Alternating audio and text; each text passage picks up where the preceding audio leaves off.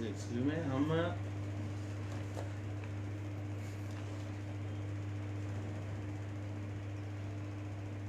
Class 9 की NCERT लेते हैं। उसमें एक्चुअली मैंने ये चयन करने का आधार ये था कि आपको कुछ सीखूं अलग से ना, ताकि हम प्रोसेस से चलते वैसे ही चलते। बट एक्चुअली में यूरोप में राष्ट्रवाद का उदय शब्द देख लीजिए। तो मैंने अभी ऑफलाइन थे तो मैंने आपको बताया था राष्ट्रवाद होता क्या, और जो मेरे से पढ़ चुके विद्यार्थी वो कंफर्म ये जानते हैं कि मैं एक उदाहरण देता हूँ। वो ये है, एक तमिलनाडु का व्यक्ति है, आप दोनों यूएस में रहते हैं और वहां न्यूयॉर्क के शहर के घूमते घूमते बीच पर आ गए आप, और दोनों से मुलाकात हुई। इंडियन आप में इतना मतलब एक प्रेम सा उमड़ पड़ा कि एक दूसरे को चाय पर न्योता दे दिया। वो क्या था? अपन एक सरल शब्द में समझे ना, ये राष्ट्रवाद ही था, ये राष्ट्रवाद ही था। ये वो देना, वो किताब सबसे ऊपर वाली कॉन्स्टिट्यूशन वाली, हमारा जो प्रियम्बल है ना इंडियन कॉन्स्टिट्यूशंस का, इंडियन कॉन्स्टिट्यूशंस का प्रियम्बल है। प्रियम्बल में पढ़ते सुनाता हूँ, शायद आपको याद आ जाएगा, जिसमें व्यक्ति की गरिमा में, उसमें प्रियम्बल में शब्द जो है ना, राष्ट्र की एकता और अखंडता सुनिश्चित करने वाली बंधुता, ये राष्ट्रवाद। समझ में आ रही नहीं आई? ये हमारे प्रियम्बल में भी। चलिए, ये हम राष्ट्रवाद के बारे में जिक्र कर रहे हैं। एक्चुअली में राष्ट्रवाद होता क्या है? आपने एक कहावत सुनी होती, कहू नरप होय हमें का हानि, कहू नरप होय हमें का हानि। एक्चुअली में इस कहावत पर प्रहार होना राष्ट्रवाद है। पहले फ्रांस और इंग्लैंड के मध्य, उदाहरण दे रहा हूं, आई डोंट नो, मुझे नहीं पता कि इनके मध्य लड़ाइयां हुई कि नहीं हुई, हालांकि हुई है। फ्रांस और इंग्लैंड के मध्य लड़ाइयां होती थी तो राजा और उनके सैनिक लड़ते थे, प्रजा से कोई लेना देना नहीं था, प्रजा से कोई लेना देना नहीं था। समझ में नहीं आई? कौन नर को हमें का आने। अब सोचिए, मैं एक उदाहरण देता हूं, शायद आपको बेहतर समझ में आ जाएगा। मैं कहता हूं ना कि राष्ट्रवाद की जननी राष्ट्र है, देश है कोई, वो फ्रांस है। कैसे? मैं उदाहरण देता हूं। फ्रांसीसी क्रांति के दौरान लुई 16वें के शासक को वहां से हटाया। लुई 16वां राजवंश से है, उनके रिश्तेदार भी राजवंश से हैं, जैसे कि ऑस्ट्रिया में बैठे हैं, या जैसे कि इंग्लैंड में उनके फ्रेंड्स हैं। तो अपने फ्रेंड्स को बचाने के लिए उन लोगों ने फ्रांस पर हमला किया, फ्रांस के शासक को बचाने के लिए फ्रांस पर हमला किया। अब यूं समझ लीजिए कि फ्रांसीसी जनता ने फ्रांस के लिए पहली बार लड़ी, यानी कि उस सेनाओं का मुकाबला किसने किया? फ्रांसीसी जनता ने फ्रांस के लिए लड़ी। क्यों? फ्रांस हमारा देश है, दैट इज राष्ट्रवाद, इसलिए वहां राष्ट्रवाद आता है।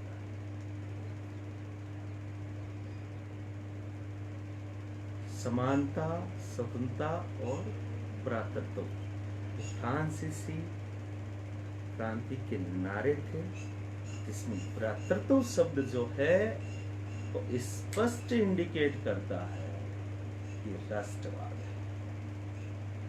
चलिए, एक दूसरी चीज, आपने कभी भारत माता देखी? कहां है? कहीं नहीं। समझ में आएंगे क्या है भारत माता? एक्चुअली में ये राष्ट्रवाद की एक प्रकटीकरण है। राष्ट्र को एक मानवीय स्वरूप देखकर हमारे सामने प्रकटीकरण है। जैसे हमने ईश्वर को नहीं देखा, ईश्वर की मूर्ति बनाकर हमने उसको पूजना प्रारंभ कर दिया, उसी तरह भारत माता हमने नहीं देखी, भारत माता बनाकर हमारे लिए वो एक आदर की विषय बन गई। ये भी फ्रांसीसी क्रांति से ही उपजी। समझ में आ रही नहीं है? ये भी फ्रांसीसी क्रांति से ही उपजा था, उन्होंने भी ऐसा बनाया था। ठीक है ना? भारत माता। और एक चीज आप ध्यान रखेंगे, राष्ट्र पुरुष से ज्यादा नारियां से इंडिकेट होता है, क्योंकि परिवार की दूरी कौन होती है? नारी। तो इसलिए स्वतंत्रता की देवी है, न कि ये मतलब यूएस में स्वतंत्रता का देवा है। समझ में नहीं? स्वतंत्रता की देवी है, और जो वो उस राष्ट्र का प्रतीक है, यूएसए का सिंबल है। समझ नहीं मेरी बात? चलिए कोई नहीं, इस पाठ की शुरुआत होती है जिसमें एक चित्र दिया हुआ है। उस चित्र को अगर आप गौर से देखेंगे ना तो आपको समझ में आ जाएगा। आप किताब लाए नहीं, आप किताब जब भी आप किताब साथ में रहनी चाहिए। तो और मेरा लेसन पढ़ते वक्त तो एक्चुअली में आपको किताब हमेशा साथ में रखनी चाहिए, आप ऑनलाइन पढ़े चाहे ऑफलाइन पढ़े। 1848 में एक फ्रांसीसी कलाकार फ्रेडरिक शार्यू, नाम सुन रहे हैं ना? फ्रेडरिक शार्यू ने 4 चित्रों की एक श्रृंखला बनाई।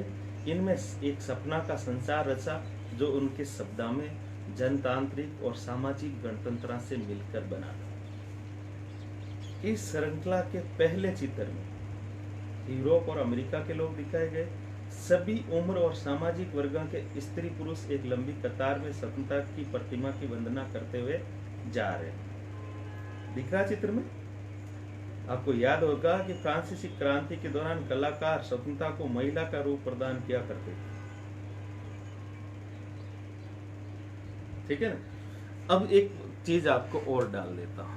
फ्रांसीसी कलाकार स्वतंत्रता को महिलाओं का रूप प्रदान किया करते थे। स्वतंत्रता की देवी कहां है?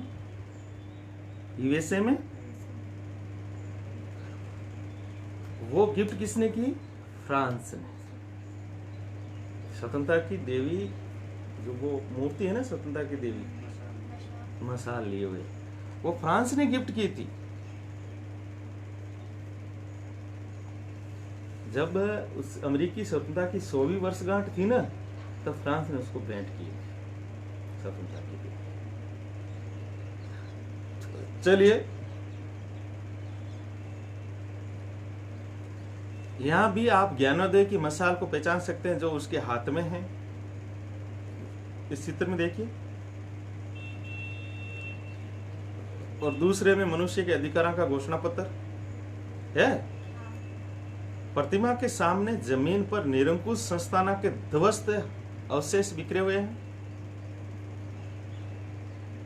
फ्रेडरिक शार्यू के कल्पना आदर्श में दुनिया के लोग अलग राष्ट्रों के समूह में बटे हुए हैं, जिनकी पहचान उनके कपड़ा और राष्ट्रीय पोशाक से होती है। स्वतंत्रता की मूर्ति से कहीं आगे इस जुलूस का नेतृत्व कर रहे संयुक्त राज्य अमेरिका, स्विट्जरलैंड, जो तब तक राष्ट्र राज्य बन चुके हैं, फ्रांस, जो क्रांतिकारी तिरंगे से पहचाना जा सकता है, प्रतिमा के पास अभी अभी पहुंचा है।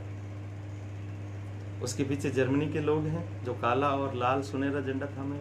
दिलचस्प है कि जिस समय शार्यू ने छवि निर्मित की थी, जर्मन लोग तब तक संयुक्त राष्ट्र का हिस्सा नहीं बने थे। जो झंडा वे थामे हुए हैं, वो 1848 की उदारवादी उम्मीदों की अभिव्यक्ति है। और जब ये चित्र 1848 में छपा था, 1848 में यूरोप में बहुत उदारवादी क्रांतियां हुई थी 1848 में, जिसमें आपको याद नहीं होगा, ऑस्ट्रिया के प्रधानमंत्री मेटरनिक, जो पुरानी व्यवस्था को बनाए रखने के लिए आबद्ध था, उसको जनता ने कूट कूट कर भगाया। समझा नहीं मेरी बात? चलिए, जर्मन लोगों के बाद ऑस्ट्रिया, 2 सिसिलियों की राजशाही, Lombardy, Poland, England, Ireland, Hungary और रूस के लोग हैं। ऊपर स्वर्ग से ईसा मसीह, संत और फरिश्ते इस दृश्य पर अपनी नजरें जमाए हुए हैं। चित्रकार ने इनका इस्तेमाल दुनिया के राष्ट्रों के बीच भाईचारे के प्रतीक के रूप में किया है। समझ में आई मेरी बात? एक शब्द आया इसमें, यूटोपिया। यूटोपिया के बारे में बता दूं मैं आपको कि ये थॉमस मोर की पुस्तक है, थॉमस मोर, ठीक है ना। इसमें एक ऐसे काल्पनिक राज्य के बारे में वर्णन है जहां सब कुछ सही है, जहां यूटोपिया का भारतीय वर्जन शब्द होता है राम राज्य।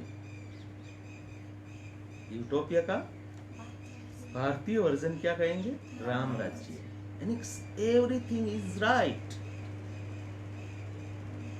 समझ में आ रही? यानी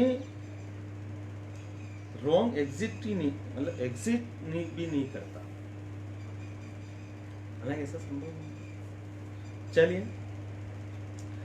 इसमें दे रखा है यूटोपिया की परिभाषा, ऐसे समाज की कल्पना जो इतना आदर्श है कि उसका साकार होना लगभग असंभव होता है, ठीक है ना। राम राज्य। अब देखिए यहाँ अर्नेस्ट रेनन, शायद आप मोबाइल पे देख रहे होंगे, किताब है ना, अर्नेस्ट रेनन, राष्ट्र क्या है। आप सुनना है ना, क्योंकि ये भारत के साथ मैच खाता कि नहीं खाता आप मुझे बताएंगे। फ्रांसीसी दार्शनिक अर्नेस्ट रेनन ने 1882 में सोबॉर्न विश्वविद्यालय में दिए गए एक व्याख्यान में राष्ट्र की अपनी समझ को प्रस्तुत किया। बाद में ये व्याख्यान एक प्रसिद्ध निबंध के रूप में छपा, जिसका शीर्षक था, फ्रांसीसी शीर्षक था, जिसका मतलब होता है राष्ट्र क्या है। इस निबंध में रेनन अन्य लोगों द्वारा प्रस्तावित इस विचार की आलोचना करता है कि राष्ट्र सम्मान भाषा, नस्ल, धर्म या क्षेत्र से बनता है। राष्ट्र एक लंबे प्रयासा, त्याग और निष्ठा का चरम बिंदु होता है, ठीक है ना। भगत सिंह हंसते हंसते फांसी पर चढ़ गए, किसके लिए? लंबे प्रयास, त्याग और निष्ठा का चरम बिंदु उसमें बढ़ गया। इसलिए तो हमारे दिल्ला में राज करते हैं, ऑनलाइन तो यही कहूंगा। शौर्य वीरता से युक्त अतीत, महान पुरुषों के नाम और गौरव, ये वो सामाजिक पूंजी है जिस पर एक राष्ट्रीय विचार आधारित किया जाता है। जब भी हम भारत पर गौरव करते हैं तो अशोक महान, अकबर महान आते नहीं आते? गुड। अतीत में सम्मान गौरव का होना और वर्तमान में एक सम्मान इच्छा संकल्प का होना, साथ मिलकर एक महान काम करना और आगे ऐसे काम करने की इच्छा एक जन समूह में होने की, ये सब जरूरी शर्तें हैं। अभी जैसे कोरोना वॉरियर शब्द आ रहा नहीं आ रहा, ये वो। अतः राष्ट्र एक बड़ी और व्यापक एकता है। उसका अस्तित्व रोज होने वाला जनमत संग्रह है, रोज होने वाला, यानी कि आप सब सोचिएगा, आप में से डेली लोग उठेंगे नहीं तो भी ये सोचेंगे नहीं भारत हमारा अच्छा है। रोज होने वाला जनमत संग्रह, प्रांत उसके निवासी है। अगर सलाह लिए जाने का किसी का अधिकार है तो वो निवासी है। किसी देश का विलय करने और किसी देश पर उसकी इच्छा के विरुद्ध कब्जा जमाए रखने में एक राष्ट्र की वास्तव में कोई दिलचस्पी होती ही नहीं।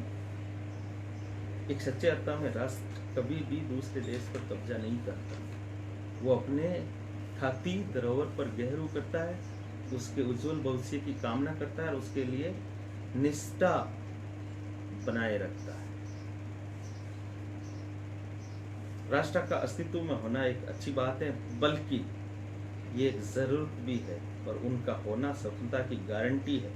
अगर दुनिया में केवल एक कानून और उसका केवल एक मालिक होता तो स्वतंत्रता का लोप हो जाता। प्रश्न आपके लिए, भारतीय संदर्भ में इसको समझें,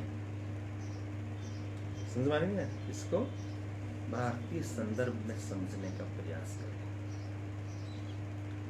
चलिए, हालांकि एक दिन में यह पाठ पूरा नहीं होगा, फिर भी अपन आगे बढ़ते हैं।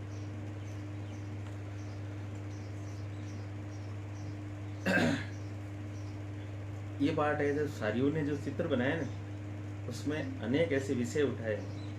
19वीं शताब्दी के दौरान राष्ट्रवाद एक ऐसी ताकत बनकर उभरा जिसने यूरोप के राजनीतिक और मानसिक जगत में भारी परिवर्तन ला दिए। इन परिवर्तनों से अंततः यूरोप के बहुराष्ट्रीय वंशीय साम्राज्य के स्थान पर राष्ट्र राज्य का उदय हुआ।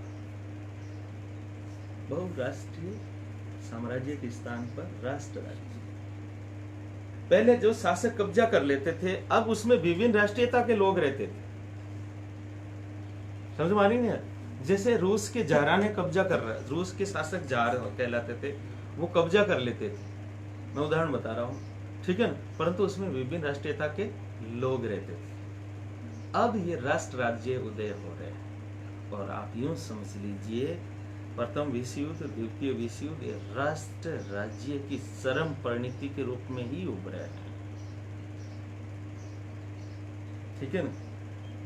जिसे बोलते हैं ना अति राष्ट्रवाद, फासिस्ट, नाजिज्म, समझ नहीं आ रहा? ये चीज है, ये अति राष्ट्रवाद। चलिए, यूरोप में लंबे समय से एक आधुनिक राज्य की गतिविधियां, विचार विकसित हो रहे थे, जिसमें स्पष्ट रूप से परिभाषित क्षेत्र पर प्रभुसत्ता एक केंद्रीय शक्ति की थी। लेकिन राष्ट्र राज्य में न केवल उसके शासकों बल्कि उसके अधिकांश नागरिकों में एक साझा पहचान का भाव और साझा इतिहास या विरासत की भावना थी।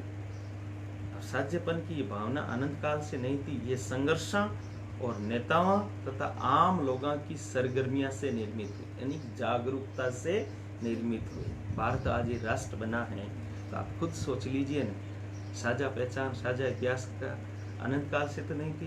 ये संघर्ष, हमारा राष्ट्रीय आंदोलन का संघर्ष, नेताओं जैसे महात्मा गांधी, भगत सिंह, चंद्रशेखर आजाद, समझ आ रही नहीं आ रही? ये अध्याय उन विविध प्रक्रियाओं पर प्रकाश डालेगा जिनके तहत 19वीं सदी के यूरोप में राष्ट्र राज्य और राष्ट्रवाद अस्तित्व में आया। यहां तक चीज तो आपको थोड़ी सी क्लियर, डिस्टिंक्ट हुई क्या? क्लियर तो है, डिस्टिंक्ट हुई कि नहीं हुई? डिस्टिंक्ट हुई। डिस्टिंक्ट मार्क किसे बोलते हैं? 75% से ऊपर बोलते नहीं बोलते हैं? डी लगा है। तो मैं ये कह रहा हूं कि फर्स्ट डिवीजन तो है, क्या डिस्टिंक्ट नॉलेज हुआ कि नहीं हुआ? ठीक है ना? चलिए, फ्रांसीसी क्रांति और राष्ट्र का विचार, इसका हम कल अध्ययन करने का प्रयास करेंगे। आज का वीडियो हम इतना ही रखते हैं।